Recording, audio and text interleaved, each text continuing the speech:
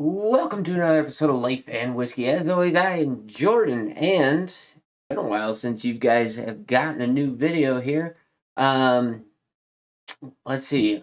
Let's see. It is March 14th, 2024. I have started releasing videos. I don't know, a month or two or three ago, on YouTube twice a week. And I think I have videos set up. Actually, I need to look at that. I think I have videos set up through April 2024, something like that. Um, and then I need to start uploading a bunch of the backlog videos. So there's probably 60 plus videos that are on Rumble. No, sorry, BitChute, not Rumble, BitChute, that are not currently on YouTube in queue. And so I need to upload all those, transfer some of those over. I should probably carry videos out through, I don't know, towards the end of 2024. So if you're watching this on YouTube, that's probably when this is late 2024, perhaps later. If you're watching this on BitChute, this is probably like a week from now. Um, Today we are going to look at Oban. This is the Distiller's Edition. This is probably the 2023 edition, I would say. It's double matured in Montilla Fino seasoned American oak casks. Ringing in at 43% ABV. Now, I paid at the cheaper liquor store here in town $91.79. And that same day, I also bought a restock of the Lefroy quarter cask because it's good. And I paid $66.19 for that Lefroy quarter cask. So prices are pushing up as always. Um, that's just kind of a fact of life these days. Oban is a small distillery. I forget how many people work there, but it's not very many. 6, 8, 9, 10, something like that. It's a small number. And if you see a bottle of Oban on the shelf, every single bottle is produced by that few number of people.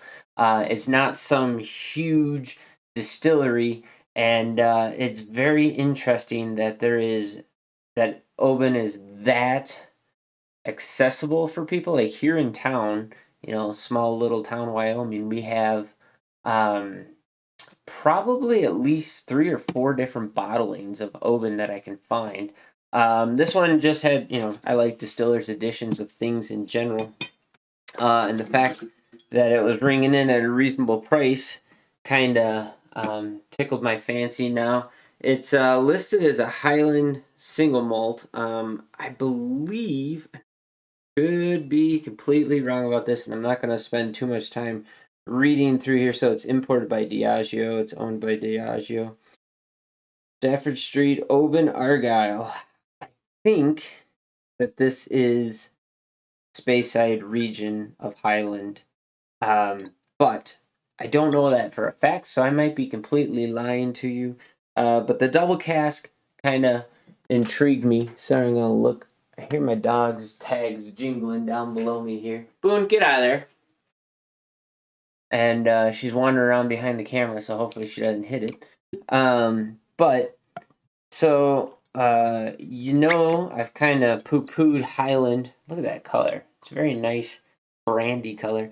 I poo-poo Highland Scotch because it's the majority of Scotch that's out there. I mean, there's 70 something distilleries or some crazy thing like that, plus all the blends and blah blah blah blah. It's the majority of Scotch that's out there.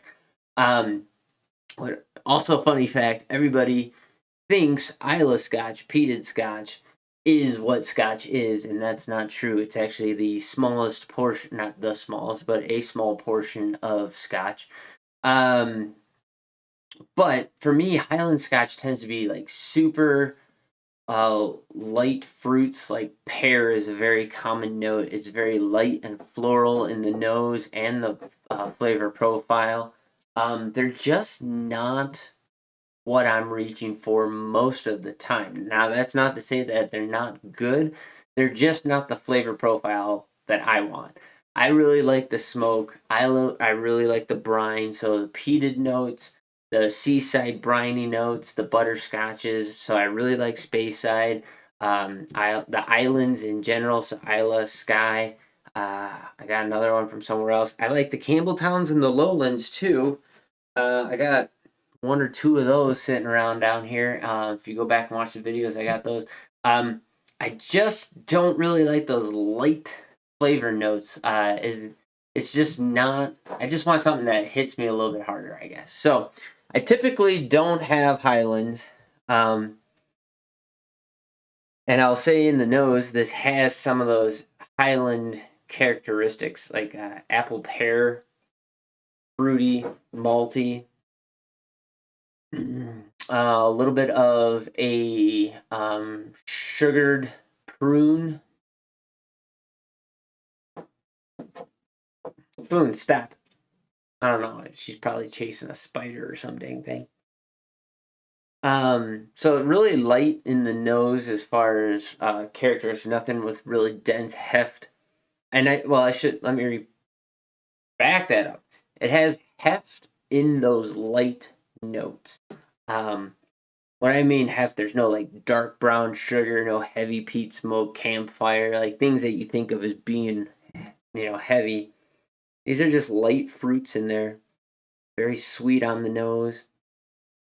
Um, the ethanol kind of comes through a little bit more.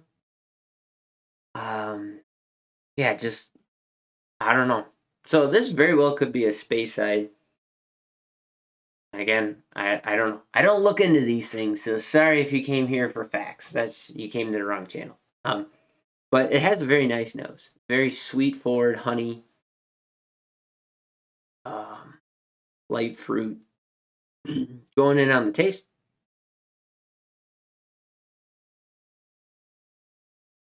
ethanol kind of hits you forward.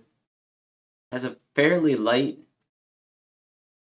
semi-simplistic flavor profile. It has a bitter tannin note that kind of starts in the beginning and goes all the way through. It burns a lot more than what a 43% ABV, 86 proof whiskey should burn, which is interesting. So to me, again, I have no idea what the age statement. I don't think there is an age statement on this, to be honest with you. This tastes young, but Scotch needs to be a minimum of 3 years. But this tastes young, um, and it has a lot of burn. It's not really rounded off on the edge, so that burn and bitter tannic note kind of starts in the beginning of the flavor profile and goes all the way through. That is the through line of it. Um, you pick up some like sherry type notes in there, kind of in the mid palate. Not a lot of sweet, but fruity, light fruit. That pear is probably a good. It's probably more apple than pear, kind of going towards the end of the mid palate, pushing into that finish. Um, get back into that. Nose hasn't really changed. You can really smell the malt on the back end of it, of the fruit with that ethanol kind of biting around the edges.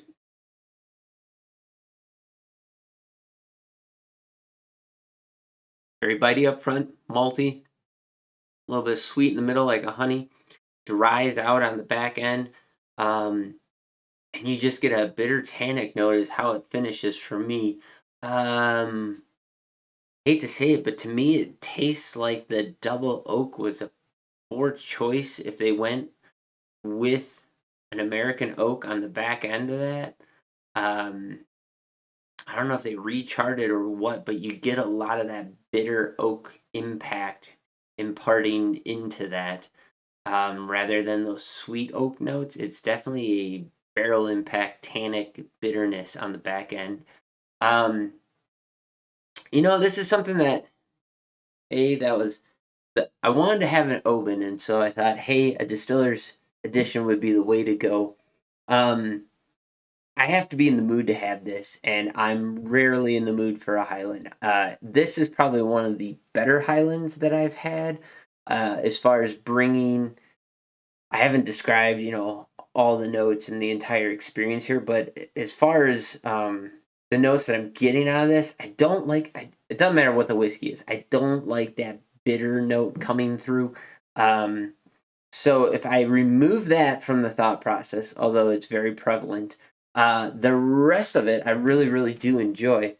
And I could see, like, to me, those bitter notes, those harsh notes, they would serve well sitting around where you're not going to be taking a sip very often. Like, if you poured yourself a full pour of this, lit up a nice cigar or a pipe or whatever, and you were sitting around with a good friend or a hunting buddy or whatever, and you were just out on the deck enjoying a good summer or spring, we're coming into spring evening, BSing the day away, the night away.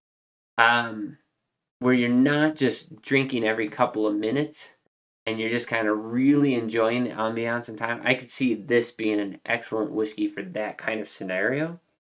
I could also see it developing a little bit more in time.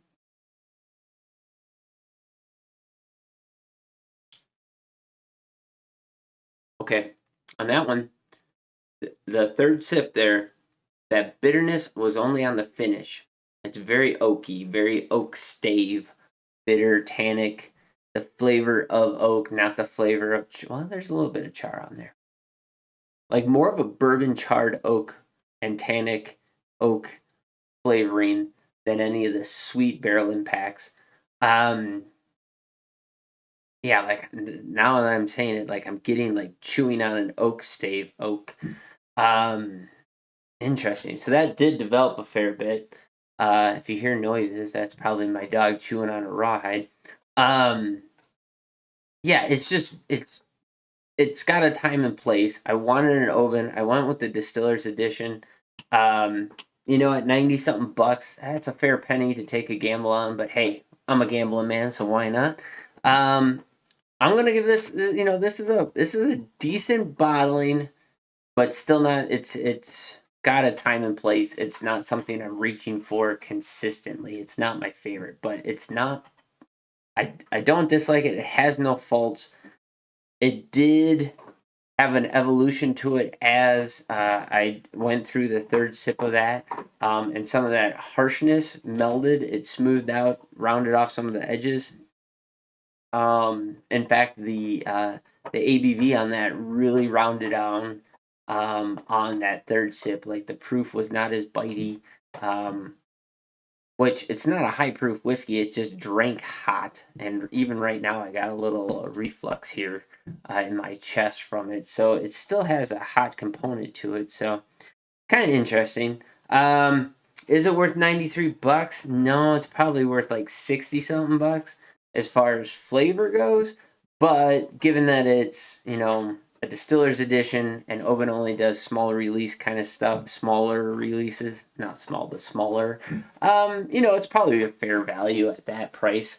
But I think it's really going to be something that you're going to want to have in order to go out your way for it. But go ahead, drop in the comments down below. What can you find a bottle of Oban Distiller's Edition for in your area? And any experiences you have with it or anything else you want to comment. Please like, comment, subscribe if you haven't already. Thank you to those who have. I appreciate all the comments. Love talking with you guys. So thank you for that. You guys have yourselves a great day. We'll catch you in the next video. And we're going to do something a little bit different. I made some bitters, bought some bitters. I got Drambuie. I'm going to do a little review of Drambuie for you guys. We're going to talk about some cocktails. So stay tuned for the next couple of videos, and you guys have a great day. Catch you later.